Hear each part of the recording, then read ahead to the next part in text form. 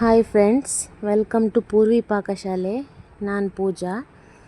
ಇವತ್ತು ಫ್ರಾನ್ಸ್ ಸಾರು ಹೇಗೆ ಮಾಡೋದಂತ ಹೇಳಿಕೊಡ್ತಾ ಇದ್ದೀನಿ.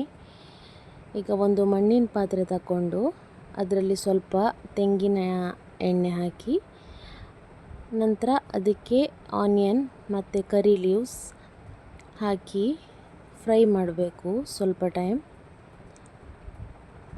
ನಂತರ ಅದಕ್ಕೆ ಒಂದು ಟೊಮೆಟೊ ಆ್ಯಡ್ ಮಾಡಿ ಚೆನ್ನಾಗಿ ಫ್ರೈ ಮಾಡಿಕೊಳ್ಳಿ.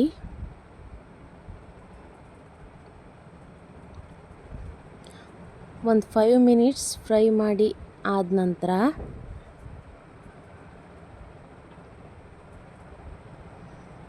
ಅದಕ್ಕೆ ಫ್ರಾನ್ಸ್ ಚೆನ್ನಾಗಿ ತೊಳೆದು ಆ್ಯಡ್ ಮಾಡ್ಕೊಳ್ತಾ ಇದ್ದೀನಿ.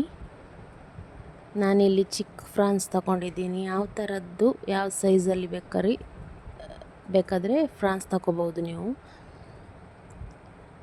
ಚೆನ್ನಾಗಿ ವಾಶ್ ಮಾಡಿಬಿಟ್ಟು ಅದಕ್ಕೆ ಹಾಕಿ ಫ್ರೈ ಮಾಡ್ಕೋಬೇಕು ಚೆನ್ನಾಗಿ.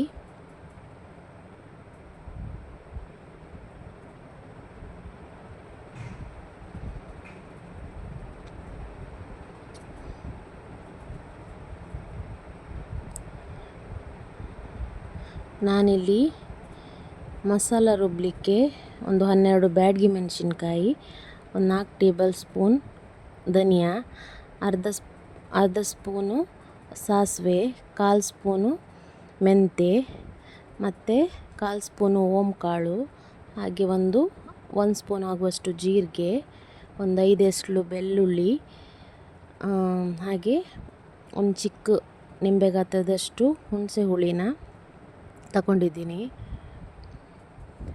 ಇಷ್ಟನ್ನು ಚೆನ್ನಾಗಿ ರುಬ್ಬಿ ಮಸಾಲ ಮಾಡಿ ಇಟ್ಕೊಂಡಿದ್ದೀನಿ. ಅದನ್ನ ಇವಾಗ 5 ಮಿನಿಟ್ಸ್ ಬಿಟ್ಟು ಅದಕ್ಕೆ ಸೇರಿಸ್ಬೇಕು.